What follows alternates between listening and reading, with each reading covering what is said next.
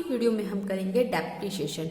Depreciation क्या होता है, क्यों हमारी असेट्स डेप्रिशिएट होती है, मीन्स क्यों हमारी असेट्स की वैल्यू कम होती है, और causes of charging depreciation means हमें अपनी बुक्स ऑफ अकाउंट्स में डेप्रिसिएशन चार्ज करना अपनी असेट्स पर क्यों जरूरी होता है। आज ये तीनों टॉपिक हम अपने वीडियो में कवर करेंगे। तो सबसे पहले देखिए मीनिंग ऑफ डेप्रिसिएशन।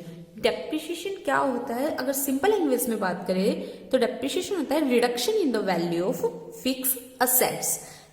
जब भी हम डेप्रिसिएशन की बात करते हैं तो सबसे पहले क्या पॉइंट हमें ध्यान में रखना है, फिक्स असेट्स, क्योंकि डेप्रिसिएशन हमेशा आपकी फिक्स असेट्स पर ही लगाया जाता है। फिक्स असेट्स कौन सी होती है आपकी? फिक्स असेट्स वो असेट्स होती है जो आपने किसके लिए, लॉन्ग टर्म के लिए परचेज की होती है, जिनका मोटिव सेल करना नहीं होता। मीन्स इन असेट्स को आप अपनी बिजनेस लाइफ में सेल नहीं कर सकते, ये आप अपने किसके लिए, प्रोडक्शन के लिए परचेज करते हैं। तो ये होती है आपकी फिक्स असेट्स, जैसे आपकी land and building, machinery, furniture, ये सब क्या है, आपने इनको दोबारा बेचने के लिए तो परचेज नहीं किया। ये सब किस लिए होती है, आपके बिजनेस में प्रोडक्शन कैपेसिटी को आपकी बढ़ाने के लिए, आपके प्रोडक्शन के लिए।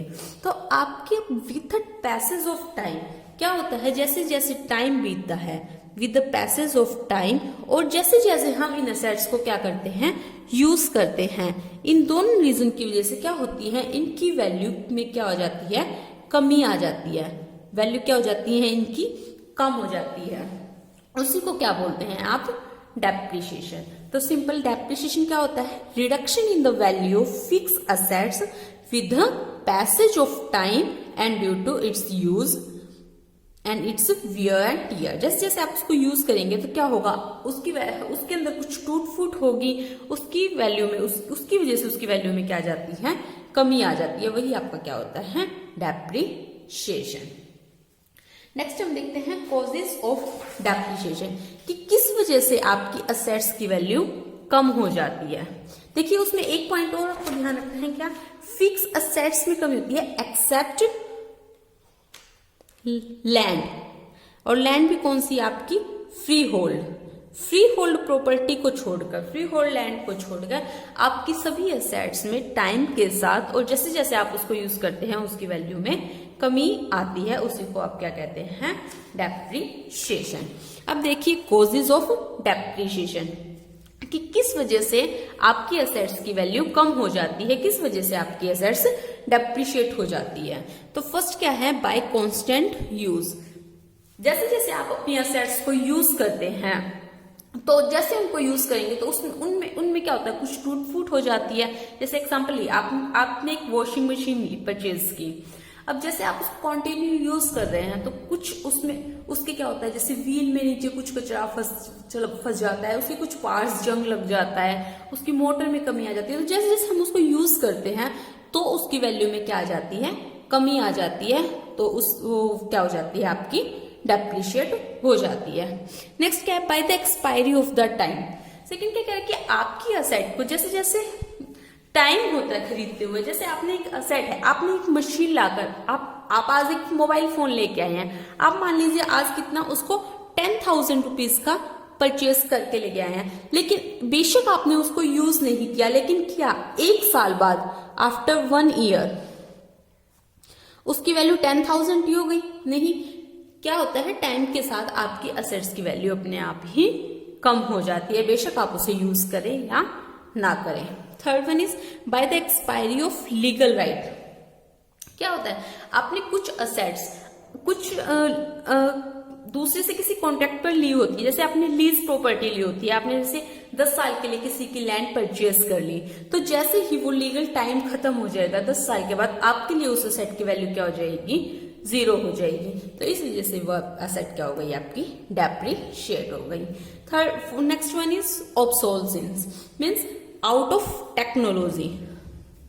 क्या हुआ, आपकी असेट क्या हो गई, out of technology.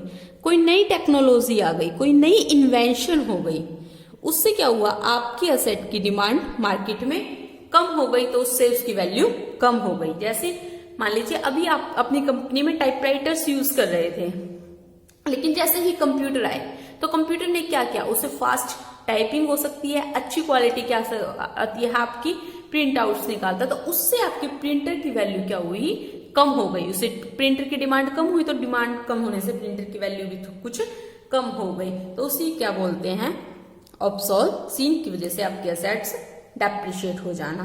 Next one is by accident. Accidentally आपकी वैल्यू में कैसी कमी आती है, जैसे मान लीजिए आप मशीन चला रहे थे, उसमें एकदम से क्या हो गया, आग लग गई, ऐसे फायर हो जाए, ऐसे कोई और एक्सीडेंट हो जाए, आप एक्टिव न्यू स्कूटी लेकर आए, वो आपका कहीं एक्सीडेंट हो गया, तो उसकी वजह से उसकी मेजर पार्ट्स में काफी कमी आ गई और उसकी वैल्यू कम हो गई, तो वैसे उससे भी आपकी एसेट्स क्या हो जाती है, डेप्रिशिएट हो जाती है। Next bye depletion.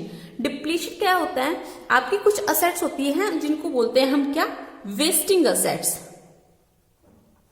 मीन्स ये ऐसी एसेट्स होती हैं आपकी, जैसे जैसे आप इनको यूज करोगे उनकी वैल्यू कम होती है। जैसे आपकी ऑयल माइंस होती है, कोल माइंस होती है, अब क्या है, आपकी पूरी खदान है कोयले की या तेल की, जैसे जैसे आप उसमें से अपने कोयले को, अपने तेल को निकालोगे तो उसके अंदर क्या होती जाएगी, कोयला कम होता जाएगा, और एक टाइम ऐसा आएगा जब उसके अंदर कोयला खत्म हो जाएगा। तो वही क्या है, जैसे जैसे उसको यूज करते हैं हम, जैसे जैसे उसमें से निकालेंगे उसकी वैल्यू क्या होगी, कम हो जाएगी, उसी को क्या बोलते हैं, डिप्लेशन, और उसकी वैल्यू आपकी डेप्रिशिएट हो जाती है।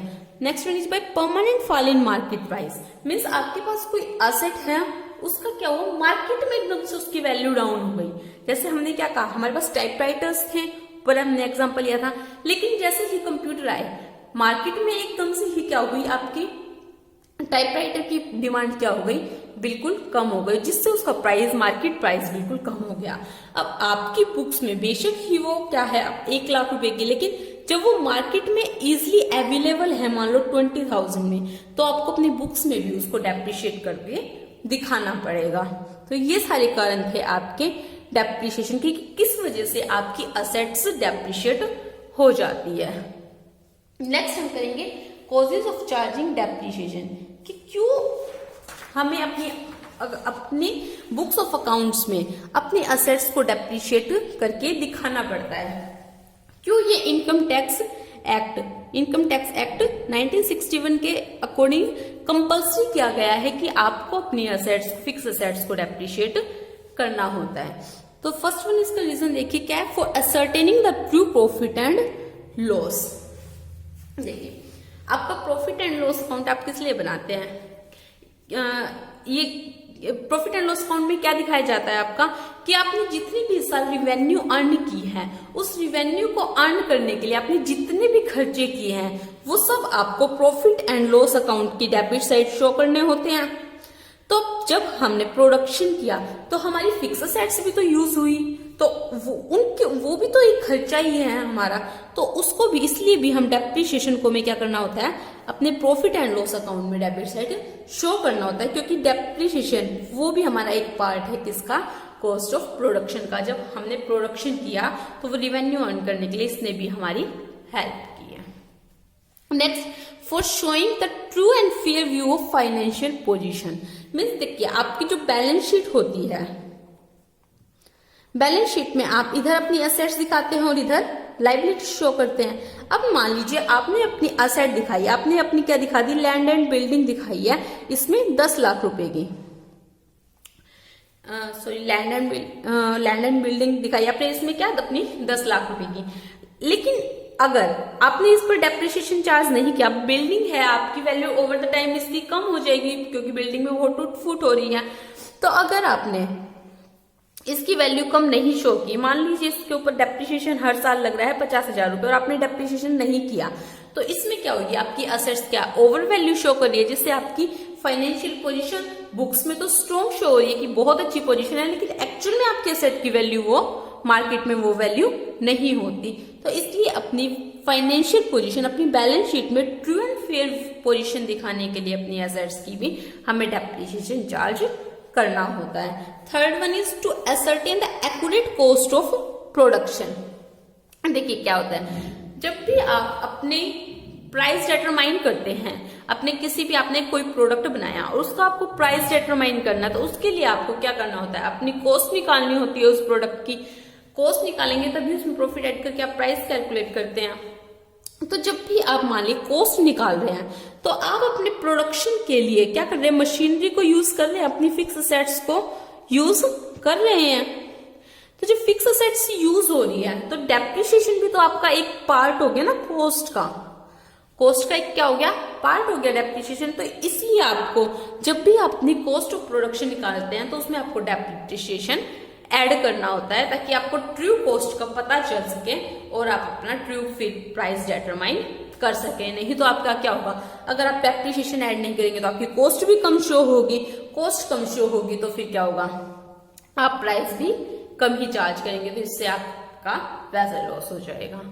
Next point is to provide fund for replacement of asset. देखिए बहुत इंपॉर्टेंट पॉइंट है, बहुत। कैसे, देखिए डेप्रिसिएशन क्या होता है आपका, आप अपने क्या करते हैं प्रॉफिट एंड लॉस अकाउंट में शो करते हैं, लेकिन ये क्या है, एक नॉन कैश आइटम। मीन्स हमें इस डेप्रिसिएशन को किसी बाहर वाले बंदे को पे नहीं करना है, किसी बाहर आउटसाइडर को हमें इसकी पेमेंट नहीं करनी है। हम क्या करते हैं डेप्रिसिएशन के नाम से अपने प्रॉफिट में से एक अलग अमाउंट निकालकर साइड में रख लेते हैं। अब जैसे ही मेरी असेट है, जैसे मैंने अपनी मशीन का डेप्रिसिएशन अकाउंट बनाया हुआ है, अब 10 साल इसकी यूजफुल लाइफ है मान लीजिए, तो 10 साल के बाद आफ्टर 10 इयर्स मुझे उसको रिप्लेस करना होगा, तो उस टाइम मुझे फंड की जरूरत पड़ेगी। तो इसलिए मैं फंड क्या करूंगी, अपने वहां डेप्रिसिएशन अकाउंट में जहां मेरा इकट्ठा हुआ पड़ा है वहां से मैं लेकर उसको परचेज कर लूंगी। नहीं तो उसी टाइम मुझे क्या करना पड़ेगा, आपकी कंपनी में से एकदम से इतना 10 लाख रुपए अरेंज करने मुश्किल हो जाएंगे। तो ये क्या होता है, आपकी जब भी आपको रिप्लेसमेंट करनी होती है तो उसके लिए हम पहले ही in the form of depreciation fund account क्या कर लेते हैं, अपने फंड को इकट्ठा कर लेते हैं। Next one is to avoid over payment of income tax. क्या होगा, अगर हमने यहाँ पर डेप्रिसिएशन अपने प्रॉफिट एंड लॉस अकाउंट में डेप्रिसिएशन चार्ज नहीं किया तो हमारा क्या होगा, प्रॉफिट ज्यादा आएगा, और ज्यादा प्रॉफिट होगा तो हमें अपना क्या हुआ, इनकम टैक्स भी ज्यादा पे करना पड़ेगा। तो इसलिए ओवर पेमेंट को रोकने के लिए भी हम यहाँ अपना क्या करते हैं, डेप्रिसिएशन चार्ज करते हैं, जिससे हमारा प्रॉफिट कम होगा और हमें उसके ऊपर फिर टैक्स भी कम पे करना पड़ेगा। तो यही सभी कारण थे क्या आपके चार्जिंग डेप्रिसिएशन के। आज की वीडियो में बस इतना ही। Thank you.